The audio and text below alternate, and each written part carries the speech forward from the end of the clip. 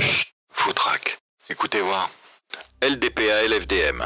Ou, si vous préférez, le dernier podcast avant la fin du monde. Une série écrite, réalisée et interprétée par Scribe. C'est depuis son laboratoire marseillais que le professeur Relou annonça le premier qu'un astéroïde rebaptisé Guntar entrerait en collision avec la Terre le 30 décembre de cette année-là. À la veille de la catastrophe, lui vint l'idée géniale d'enregistrer quelques-unes des rares émissions encore diffusées à la radio. Pour lui, ces enregistrements deviendraient la preuve irréfutable de l'existence et de la présence des humains dans la grande histoire de l'univers. Voici ces enregistrements. Nous sommes le 29 décembre 2023, il est 6h59, professeur Didier Relou depuis la Terre. Enregistrement numéro 2, le journal de 7h sur Transinfo. Tu sais César, des fois je me demande si tu le fais pas un peu exprès quand même. Bon réveil à tous sur Transinfo, il est 7h et c'est l'heure de retrouver le journal de Roger Nickel.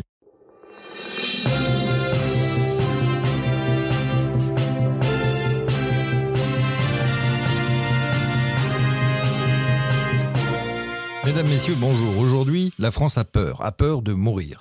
À juste titre d'ailleurs, quand on sait que l'astéroïde Guntar, ce géant de pierre venu du fin fond de l'univers, doit venir percuter la Terre aux alentours de 2h du matin la nuit prochaine. Une fin du monde que l'on retrouve évidemment à la une de vos journaux ce matin avec par exemple l'Inhumanité qui titre « La fin du monde, c'est pas pour tout le monde », le journal qui dénonce les milliardaires qui se sont fait construire des bunkers gigantesques dans les entrailles de la Terre, ou encore Sidération qui affiche en caractère géant sur sa une « Apocalypse Tomorrow ». La presse économique qui s'empare également du sujet si l'on en croit la une du Fiscalo qui alerte ses lecteurs en titrant « L'immobilier va s'effondrer » ou encore l'Apocalypse que l'on retrouve aussi à la une du quotidien sportif, la fine équipe qui s'interroge en titrant « Jeu, 7 et match Guntar ». Et enfin, la presse régionale avec le journal Paris-Pays de Caux dans lequel le journaliste François Gontran s'interroge sur l'avenir du port du Havre après la fin du monde. Une funeste fin de soirée en perspective qui a poussé bon nombre d'entre vous à prendre la route ces derniers jours afin de rejoindre leurs abris et de s'y cacher. Des déplacements qui ne sont pas sans conséquences puisqu'ils ont provoqué de gigantesques embouteillages un peu partout en France. À titre d'exemple, il fallait compter 36 heures pour faire Paris-Marseille en voiture, 8 heures pour franchir le péage de Valence, 3h30 en télépéage. Beaucoup ont d'ailleurs préféré abandonner leur véhicule sur le bas-côté, préférant continuer à pied. Pour faire le point sur l'état des routes ce matin, nous retrouvons en direct le correspondant fuyant futé pour Transinfo, Jean-Michel Avatrovitte. Bonjour Jean-Michel. Jean-Michel, est-ce que vous m'entendez? Allez, trop de balles, regarde tes rétros. Bah ouais, je suis derrière, rabat-toi, abruti. Jean-Michel Avatrovitte, vous êtes à l'antenne, je ne sais pas si vous m'entendez. Ouais, c'est bon, je t'entends, Roger, mais pas fort, je suis en manif. Ah, d'accord. Alors Jean-Michel, comment ça roule ce matin sur les routes de France? Attends, j'arrive à un péage. Très bien Jean-Michel, prenez votre temps. Voilà. Ouais, c'est bon. Ouais, ça roule, nickel. Dites Jean-Michel, c'est pas votre Clio qu'on entend là? Bah ça, non, mais je suis en Ferrari, là, aujourd'hui. En Ferrari, Jean-Michel. Alors, ou vous avez gagné au loto, ou vous l'avez volé, la Ferrari. Oh, mais c'est un rêve de gosse, j'ai pas pu résister. Oh. Il y en avait une sur le parking d'une station et je l'ai piquée, c'est pas bien, mais pour ma dernière mission, j'avais envie de me faire plaisir. Alors moi, ce qui me ferait plaisir, Jean-Michel, ce serait que vous me donniez des informations sur le trafic à l'heure actuelle. Ouais, je fais ce que je peux, hein. Roger, y a plus personne chez Fillon Futé, hein. Tout le monde s'est barré, c'est la fin du monde, Roger. Je suis tout seul, là. Tu veux quoi? Je vais vous demander de garder votre calme, Jean-Michel. Ouais, je voudrais bien t'y voir, moi, hein. Moi aussi, j'aimerais bien être rentré ce soir avant la fin du monde, hein. Ça serait cool que je sois dans mon abri.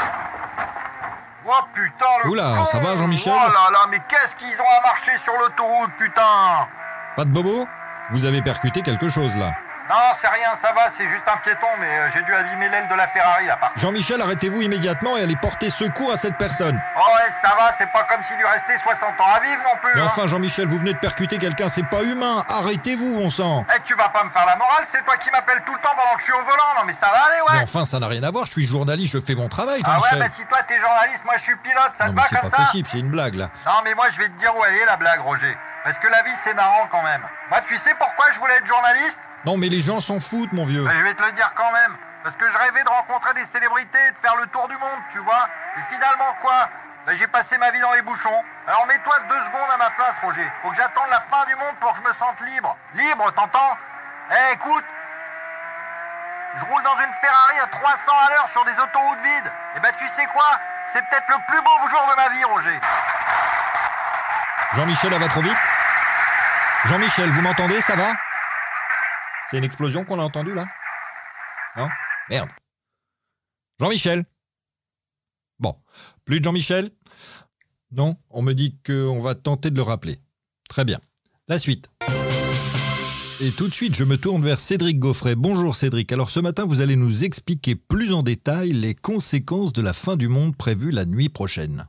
Oui, bonjour Roger, c'est bien cela. En tout cas, je vais tenter d'être le plus clair possible pour nos auditeurs qui s'interrogent à juste titre ce matin. Très bien. Alors Cédric, concrètement, ça va ressembler à quoi cet apocalypse ? Eh bien écoutez Roger, selon toutes les prévisions, l'impact devrait générer une explosion d'une puissance équivalente à 1 milliard de fois celle d'Hiroshima. Cette déflagration déclenchera des centaines de catastrophes naturelles majeures comme des tremblements de terre, des éruptions volcaniques ou des tsunamis géants. Et pour ceux qui auront encore la chance d'être en vie, vous pourrez voir arriver une gigantesque vague de feu qui viendra petit à petit recouvrir toute la planète en anéantissant sur son passage toute forme de vie, et cela en seulement quelques minutes, au mieux quelques heures. Pour illustrer mon propos, il suffit de reprendre les mots du professeur Didier Relou, le grand catastrophologue français qui a déclaré hier, je le cite, « On va tous griller comme des saucisses ». Alors, loin de moi l'idée de remettre en cause le professeur Relou, on se souvient que c'est lui qui a découvert en premier l'astéroïde, astéroïde qu'il a baptisé Gunther en mémoire de son berger allemand qui venait de décéder à l'époque. Mais enfin, est-ce que ces prévisions sont vraiment fiables, Cédric ? Eh bien, certains confrères du professeur Relou disent que c'est n'importe quoi. D'autres pensent au contraire que les prévisions du catastrophologue sont crédibles, tout en apportant quelques nuances, puisque selon eux, tout dépendra de l'endroit, de l'angle et de la violence de l'impact avec l'astéroïde. Ce qui est certain, en revanche, n'en déplaise à ces contradicteurs, c'est que c'est toujours Didier Relou qui a la confiance du président et que de ce fait, il reste le responsable stratégique de toutes les missions visant à détourner Gunther de sa trajectoire. Et justement, peut-on s'attendre à un quelconque espoir de ce côté-là ? Eh bien Roger, on sait que la mission française baptisée Trop tard ou jamais a décollé hier de Guyane pour partir à la rencontre de Gunther, même si, je cite le professeur Relou, c'est un peu David contre Jonathan.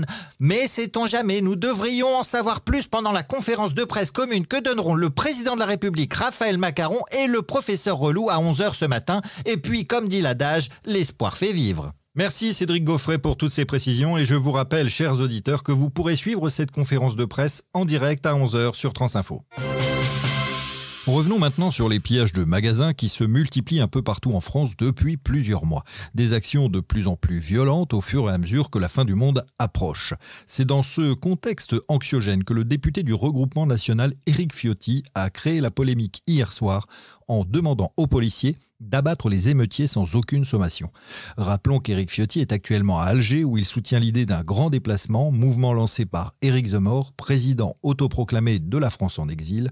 Écoutons les mots d'Éric Ciotti au micro de nos confrères de CNews. Oui, je suis pour qu'on laisse la police libre de tirer à balles réelles sur les émeutiers et sans sommation puisque je trouve inutile de prévenir des voleurs qu'on va tirer. Qu'ils commencent par prévenir les autorités des magasins qu'ils vont piller.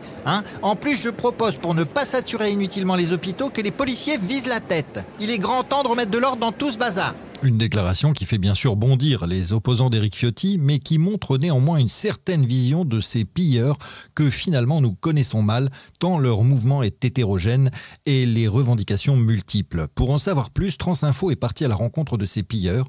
Voici les propos recueillis la nuit dernière par notre reporter Vincent Letraître. Étrange atmosphère ici aux portes de Paris. En effet, quand je suis arrivé sur le parking de l'hypermarché Carchamp, il m'a semblé quelques instants être arrivé en zone de guerre. Ici, deux camps s'affrontent. D'un côté, les voleurs qui tentent de s'échapper du parking et de l'autre, la police qui tente de les retenir à l'intérieur du magasin pour les empêcher de partir sans payer. À la lueur des gyrophares, j'ai même pu apercevoir des snipers en embuscade, prêts à faire feu sur ceux que l'on appelle désormais les pilleurs.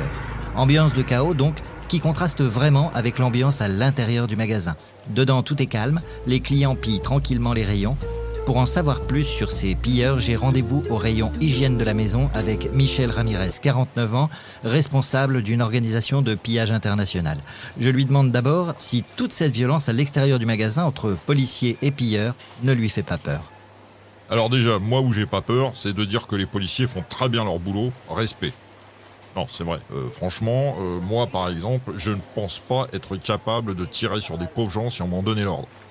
Et puis, ils prennent des risques parce que chez nous aussi, on rigole pas. Et si on en attrape un, les gars vont le lyncher sur place, c'est une certitude. C'est le jeu, il n'y a qu'une règle, faut pas se faire attraper ni dans un camp ni dans l'autre. Alors racontez-moi un peu Michel, comment vous avez choisi de devenir pilleur ? Alors attention, parce que moi je suis un pilleur responsable, pas un simple pilleur. La base est la même, si vous voulez. Dans les deux cas, on vole par nécessité. Mais chez les pilleurs responsables, on ne fait pas ça pour tout casser. On ne pille pas un magasin au hasard, par exemple. Non, on vient le piller parce qu'il a des produits qui nous intéressent vraiment. Mais dans tous les cas, faut pas croire, c'est jamais facile de partir sans payer. Moi, vous savez, je préférerais partir en payant si j'en avais les moyens. Alors, on est des pilleurs, ça oui, mais on n'est pas forcément des voleurs, si vous voulez. Alors justement, Michel, qu'est-ce qui vous fait penser que vous n'êtes pas des voleurs, puisque le vol est quand même la clé de voûte de votre mouvement? Bah oui et non. Il y a le voleur qui vole parce qu'il veut se faire plaisir.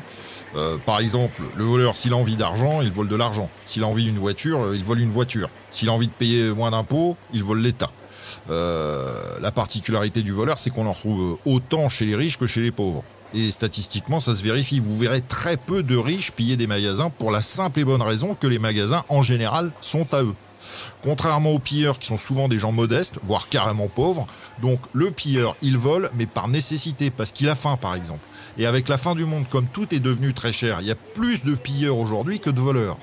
Après, il y a toujours ceux qui vont venir pour une télé ou un autocuiseur, mais bon, ceux-là, on peut pas faire grand-chose pour eux. Et donc ça veut dire quoi, Michel? Ça veut dire qu'il y a une organisation chez les pilleurs dans laquelle on peut trouver une forme de solidarité? Oui, bah ça c'est vrai chez les pilleurs responsables, mais moins chez le pilleur de base.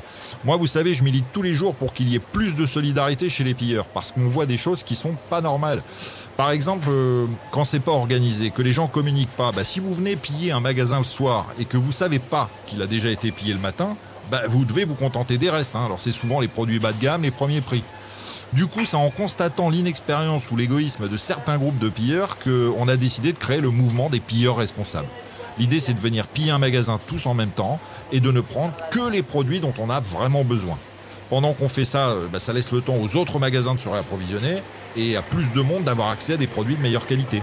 Le mouvement a pris très vite et aujourd'hui on est très fiers d'être leader dans le pillage de masse et de constater que le mouvement se développe à l'international. Ouais. Alors Michel, vous qui aimez parler de valeurs humaines, quand on est un pilleur responsable, est-ce qu'on arrive à conserver le sens de la valeur des produits? Ah bah bien sûr que oui. Déjà un pilleur responsable doit obligatoirement faire scanner ses produits en caisse. Même si on ne paye pas à la fin, on voit le total. Et puis ça nous permet de passer nos cartes de fidélité. Donc c'est pas parce qu'on vole les produits qu'on connaît pas leur prix. Au contraire. Personnellement, avec mon épouse, on continue de comparer le prix des produits ou à surveiller les promos comme avant. Et je dis toujours qu'en faisant attention à ce qu'on vole, on garde le sens de la valeur des choses. Michel est devant des caisses numéro 4, Michel. Michel avait le sourire quand nous nous sommes séparés dans le rayon charcuterie. Quelques minutes plus tard, en sortant du magasin, j'ai vu son corps criblé de balles qui gisait sur le parking. Il venait d'être abattu après avoir refusé une fois de trop de payer ses marchandises volées. D'autres pilleurs responsables sont vite venus entourer le corps de leur chef avant de s'enfuir dans la nuit en emportant ses provisions. Michel avait raison, chez les pilleurs responsables, rien ne se perd jamais. Merci Vincent Le Traître pour ce reportage rempli d'humanité. Fait divers à présent avec cette nouvelle affaire qui touche le groupe Coriandre et l'une de ses résidences médicalisées pour personnes âgées. Coriandre, rappelez-vous, a déjà fait la une de l'actualité l'année dernière quand nos confrères de Mediatart ont révélé qu'afin de réduire leur budget nourriture, le groupe Coriandre avait fait croire à leurs résidents souffrant de la maladie d'Alzheimer qu'ils avaient déjà mangé.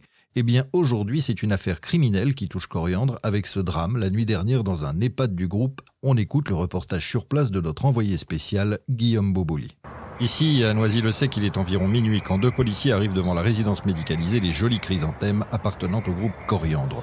Les forces de l'ordre interviennent suite à des plaintes répétées du voisinage qui fait état de bruits désagréables et de hurlements de vieux. C'est ce que nous raconte Mireille, une voisine de l'établissement. Nous on a appelé la police parce qu'on n'en pouvait plus quoi. C'était impossible de dormir avec tout le ramdam que faisaient les vieux. Et puis alors dites, toutes les 5-10 minutes on entendait un vieux hurler et puis d'un coup plus rien. Moi je suis pas contre que les vieux s'amusent un peu, surtout en ce moment. Mais bon, il y a des limites, faut respecter le sommeil des plus jeunes aussi, on bosse nous. Les policiers alertés décident d'inspecter les abords de la résidence. En progressant dans le petit parc qui jouxte les Jolies Chrysanthèmes, ils distinguent d'abord des grognements, puis des bruits de respiration haletante, avant qu'un hurlement ne perce le silence de la nuit. C'est le bruit sourd d'un impact sur le sol qui va finir d'orienter les forces de l'ordre vers ce qui ressemble à une épouvantable scène de crime. Écoutez plutôt le témoignage de ce policier. Ça c'était pas beau à voir, vous pouvez pas imaginer. J'étais là avec le collègue qui me suivait en me tenant par la ceinture pour pas qu'on se perde. Et là, on a entendu un bruit, j'ai dirigé ma lampe torche dans la direction, et puis on a aperçu un tas de vieux débris, mais de plusieurs mètres de haut. Au début, on a cru que c'était une décharge sauvage de matériel médical, parce qu'il y avait des béquilles, des déambulateurs, des fauteuils roulants, et puis c'est mon collègue qui a remarqué que quelque chose bougeait. Alors on s'est approché, et puis en fait, c'était un bras. Alors le plus bizarre, c'est quand on a entendu que le bras essayait de nous parler. Il disait Mickey, c'est mon fils, Mickey, c'est mon fils. Comme ça. Alors admettez que c'est louche quand même. Donc on a rallumé les torches, et en fait c'était pas le bras qui parlait. C'était une vieille dame qui agonisait au milieu du tas. Et du même coup, on a vu plein d'autres vieux dans le tas. On a immédiatement prévenu notre chef qu'on venait de découvrir le corps presque sans vie de la mère de Mickey au milieu d'autres vieux débris, quoi. Un témoignage qui en dit long sur le véritable choc vécu par ces policiers, pour qui une cellule psychologique a dû être mise en place rapidement. Pour aider la police dans son enquête, un voisin se manifeste rapidement et dit avoir été témoin d'une scène surréaliste. Ce voisin, j'ai pu le rencontrer, écoutez son témoignage. L'après-midi, j'étais en train de finir de rentrer mes réserves de nourriture dans mon bunker quand j'ai entendu des cris qui venaient des jolies chrysanthèmes. Alors j'ai regardé, c'est là que j'ai vu sur le toit là-haut des personnages de Disney en train de danser. Vous savez, comme ceux qu'on voit dans les parcs à Disneyland par exemple. Moi je me dis tiens, ils font un spectacle pour les vieux, c'est sympa. Donc j'ai appelé mes enfants pour qu'ils viennent regarder avec moi. Et vous pensez bien que Mickey, tout ça ils adorent. Hein. J'ai Corentin qui a 5 ans et Gaëtan le plus grand qui vient d'avoir 7 ans. Bref, donc c'est super, on rigole en voyant Dingo, il danse en agitant les fesses avec les bras en l'air, tout ça c'est génial. Et puis tout d'un coup, il attrape un fauteuil roulant avec une vieille dame dedans et là il pousse très fort et elle tombe du toit mais direct. Hein. Alors bon, je m'inquiète pas vraiment. Je me dis que c'est quand même un spectacle pour des vieux adultes et que c'est pas forcément adapté pour les enfants. Donc j'allais demander aux enfants de rentrer quand plus tôt, vous savez le chien de Mickey, là il se met à danser avec une vieille et pareil, une fois au bord du toit, d'un coup il l'attrape et il la balance comme ça dans le vide. Alors là j'ai fait rentrer mes garçons parce que les hurlements, tout ça, ça commence à leur faire trop peur. Évidemment, Mickey et sa bande avaient tous disparu à l'arrivée de la police. Le bilan provisoire fait état d'une vingtaine de morts, dont certains sont encore enchevêtrés dans le tas de vieux débris.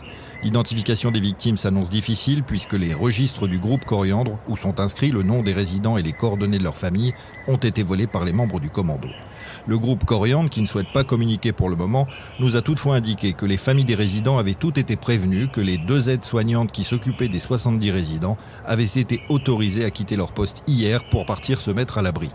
Coriandre précise aussi que les familles devaient logiquement venir récupérer leurs vieux pour les prendre avec eux dans leur bunker. Dans l'hôpital où ont été transportées les victimes, j'ai réussi à obtenir le témoignage de Jacques, l'un des rescapés de ce carnage. Et qu'est-ce que vous faisiez sur le toit alors ? On faisait des jeux avec Mickey et ses amis, c'était très bien. Est-ce que Mickey c'est le nom de l'un de vos ravisseurs ? Ah oui, Mickey, Minnie, Pluto, Donald et puis les autres. Hein. Vous n'êtes pas ma femme par hasard ? Non Jacques, moi je suis journaliste et vous faisiez quoi ? C'était quoi ces jeux ? D'abord, ils ont organisé une course entre Madame Gondrin et Monsieur Chapeauton. C'était le premier qui arriverait au bout du toit. Mais bon, comme ils sont aveugles les deux, c'était un peu long. Alors on a joué à Colin-Maillard. Vous savez, quand on a les yeux bandés, là c'était pareil, sauf qu'on avait tous les yeux bandés et on devait tous se chercher.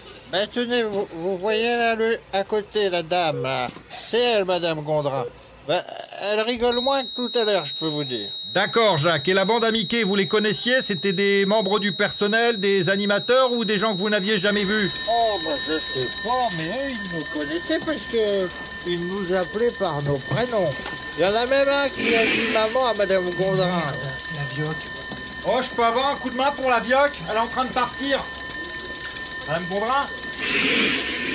Vous n'êtes pas ma femme, par hasard. Non, Jacques, toujours pas. Mais vous avez dû avoir peur, non ? Un peu, quand Madame Louisette s'est portée volontaire pour faire de la croche-branche. Madame Gondrin. Alors, Dingo l'a attrapé et l'a balancé du toit, mais... Pour les yeux. Sinon, ça va. Moi, je vous parie que Madame Gondrin, elle verra pas passer la comète. Ok, hop. Ah non, dans l'état où elle est là. Oh la Vioque, ouvre les yeux, bordel. Ça sent le sapin. Est-ce que vous savez pourquoi ils vous ont laissé sur le toit, Jacques ? Oui, c'était pour voir passer la comète dans le ciel. C'est dommage que la police ait arrêté le jeu, parce que on s'ennuie tellement d'habitude. En plus, moi, j'ai jamais vu de comète. Hein. Allez, balance. Mais bon, tant pis, c'est comme ça. On n'a pas toujours ce qu'on veut dans la vie. Allez, secoue-toi, mon sang, allez, oh. On se laisse pas aller, là. Madame Gondrin, qu'on n'a pas toujours ce qu'on veut dans la vie. Surtout vous, là, vous n'avez plus de vie, hein. Bon heure du décès, 3h44. Voilà, allez on va bouffer.